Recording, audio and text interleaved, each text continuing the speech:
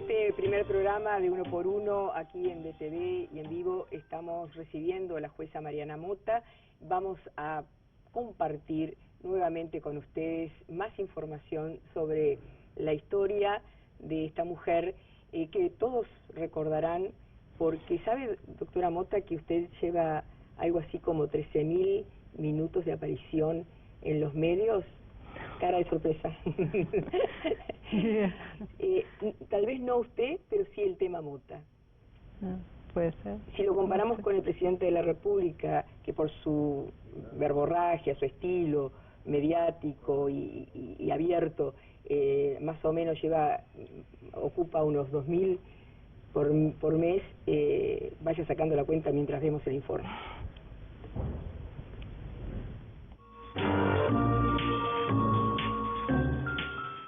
La jueza Mariana Mota fue separada de la justicia penal y trasladada a la órbita civil. Desde el Poder Judicial se argumentó que se trata de un procedimiento de rutina que incluye a otros 14 jueces. El traslado se produce además días después de que la jueza mantuviera discrepancias con el ministro de Defensa por la búsqueda del avión de Air Class. Y su relevo se produce a poco de encontrarse una pieza considerada clave, la puerta del aparato. La magistrada había ordenado la reapertura de la búsqueda y convocó al rescatista Héctor Vado para que la encabezara. Desde el Ministerio de Defensa Nacional se entendía que ya era suficiente con las piezas que se habían rescatado. Si me dijeran, bueno, los 4 elementos que sacamos del agua son suficientes, porque son tal parte y tal parte y tal parte, y con esto nuestros técnicos llegan a la conclusión de que fue por esto, para mí es suficiente, pero no hay esa información. Parece, Lucía, Marcelo, una extraña coincidencia, además, se da esta circunstancia de que ayer parece encontrarse una pieza clave del fuselaje del avión y hoy se precipita esta decisión. Mota se enteró de su traslado en la mañana de este miércoles al ser notificada. No estoy para hacer conclusiones en este momento, la verdad. Puedo pensar muchas cosas, pero me parece que no sería correcto decirlo. El traslado de la órbita penal a la civil provocó sorpresa y diferentes reacciones. Malo, y no lo preveían, no preveían un cambio de este estilo en este momento, ¿no? El presidente de la Suprema Corte de Justicia dijo que el traslado de la jueza Mariana Mota es una decisión técnica que no tiene nada que ver con los casos que lleva adelante la magistrada. La Corte normalmente realiza este tipo de traslados, no son de mérito, porque históricamente la materia civil es la de mayor jerarquía dentro del departamento de Montevideo. La doctora Mota ya cumplió su ciclo en penal y es bueno que desempeñe otra materia dentro de su carrera. ¿Qué pasa con los casos que está tratando Mota en este momento? Lo que ocurre con los casos que va a dejar la doctora Mota al salir de su juzgado es lo mismo que va a ocurrir con todos los casos que va a dejar estos 15 jueces cuando se trasladen de los respectivos juzgados en que se venían desempeñando a los nuevos destinos. El presidente de la Suprema Corte de Justicia sostuvo que el relevo fue al haberse cerrado un ciclo, pero además sostuvo que la magistrada tenía sumarios pendientes. De modo que no fue retirada de un juzgado penal por sus actitudes, a pesar de que tiene algún sumario pendiente. Estamos en contacto con la señora jueza Mariana Mota. Estaba escuchando el informativo y en realidad yo no tengo sumario. No hay ningún sumario abierto en respecto a su papel en su cargo, doctora. A pesar de que tiene algún sumario pendiente. No tengo ningún sumario abierto. No le consta la existencia de un sumario, por lo menos no le dieron vista, y desde ese punto de vista entonces no existiría. No es un punto de vista, es lo que establece el derecho administrativo. Claro, si aquella controversia con el señor ministro de Defensa puede haber generado el escenario actual. Eso pregúnteselo a la Corte, yo no hago la decisión del traslado.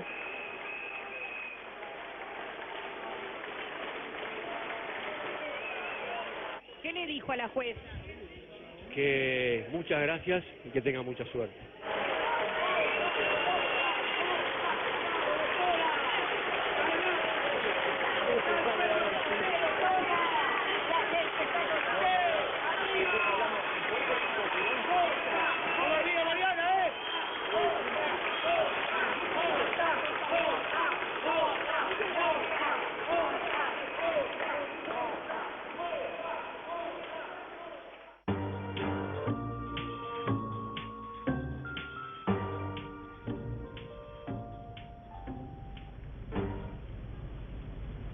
Cuando ve esto, ¿qué siente, doctora?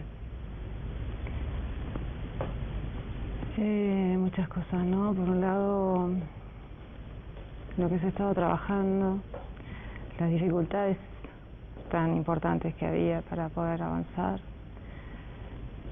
Y después ese apoyo enorme que fue realmente inesperado para mí, porque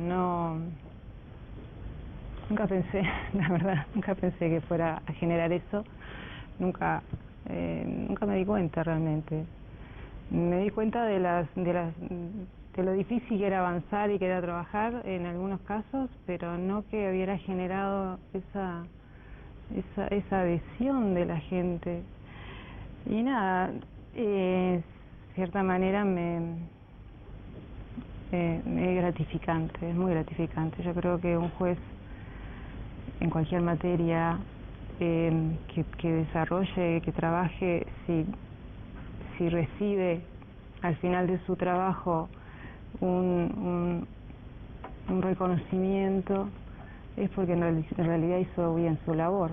Eso es lo que me parece. Claro, que sea tan multitudinario es tremendo, pero aún un reconocimiento individual de personas, de los justiciables, cuando uno termina un juicio y que entiendan ellos que en definitiva se desarrolló bien la labor del juez, me parece que es lo único y lo máximo que puede aspirar un juez.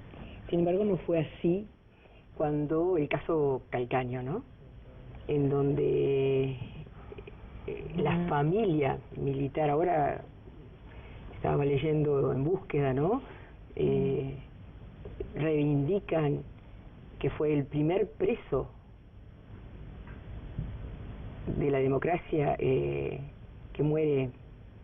Creo que dijeron preso político incluso. Preso político incluso. Y además, las voces que se alzaron con el coronel Carlos Calcaño y con su decisión de enjuiciarlo y de sentenciarlo con la cárcel, tiene que ver con voces que se alzaron desde la prensa hasta primeras figuras como el doctor Jorge Valle, el ex vicepresidente Gonzalo Aguirre, el propio ex presidente doctor Sanguinetti, mucha gente, Ope Pasquet, me acuerdo de mucha gente que pedía que usted cesara en ese cargo, porque la razón que esgrime esta gente es que usted no tenía las pruebas suficientes y que empujaba a este señor, este coronel, a autoincriminarse. No, obviamente que no fue así, y así tampoco lo entendió el Tribunal de Apelaciones, que confirmó la decisión de procesamiento. Creo que no va a haber cosa más controlada que la actividad de un juez.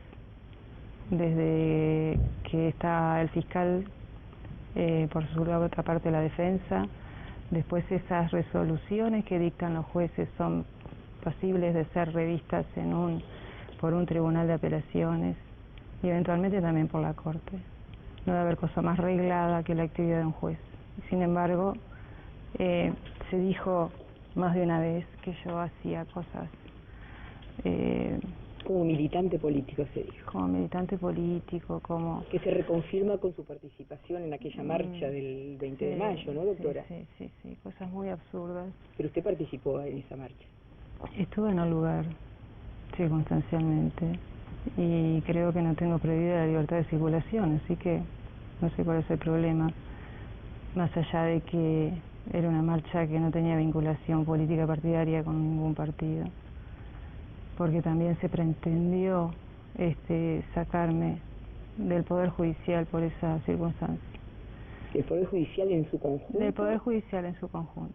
O sea que ahora está solamente en un escalón diferente, pero dentro del Poder Judicial. Sí, en el Poder Judicial. ¿Usted espera que se complete esa decisión que en un momento se tomó de no tenerla más dentro del Poder Judicial?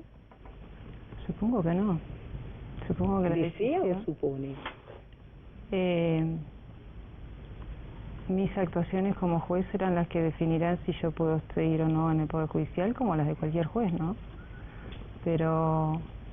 o como cualquier funcionario que pueda seguir o no en la administración pública si comete alguna falta grave. Hasta ahora no la he cometido y no me parece que lo que haya hecho merezca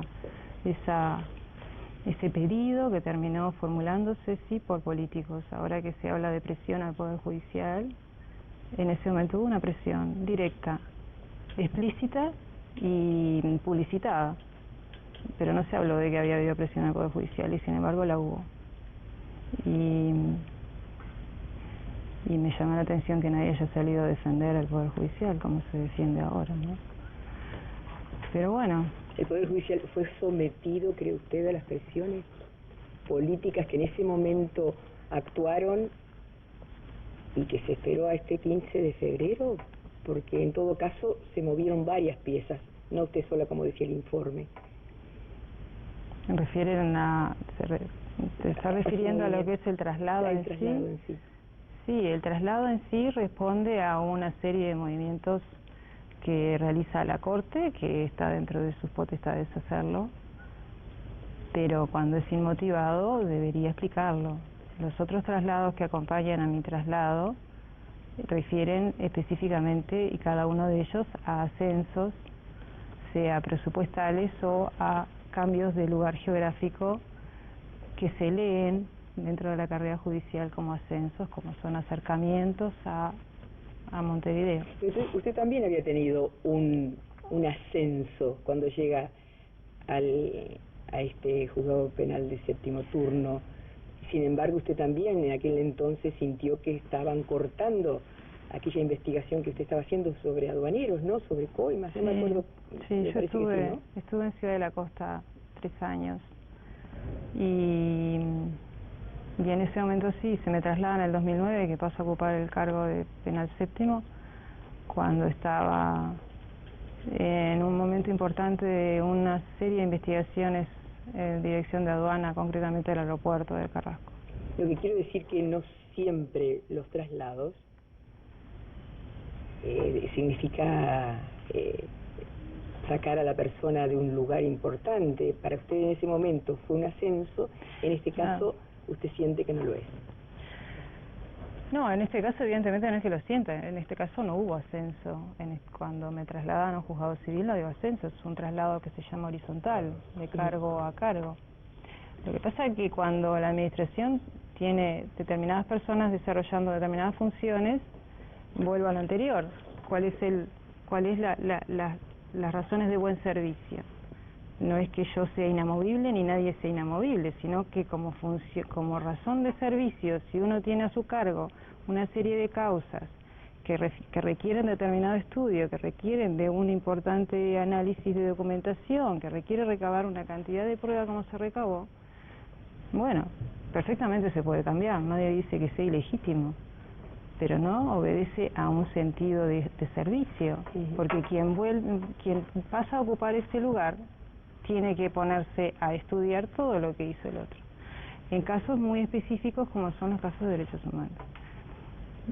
En fin, al menos reclamaba que me hubieran llamado por teléfono a preguntarme, como se hace en el 99,9% de los casos.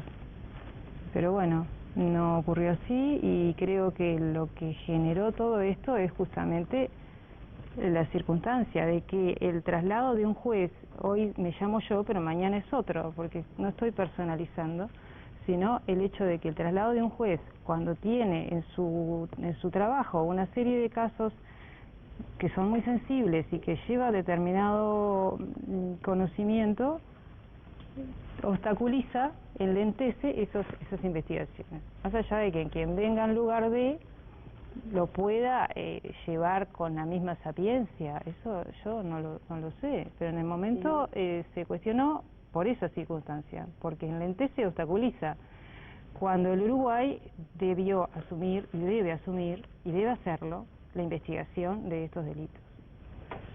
Le propongo otra pausa. Tengo que aclarar acá que en el informe el doctor Ruibal Pino aparecía hablando del sumario, presunto sumario, pero él luego se retracta, ¿verdad? Porque no existe sumario alguno. Es que no tengo ningún sumario. Bien, venimos en instantes. Okay.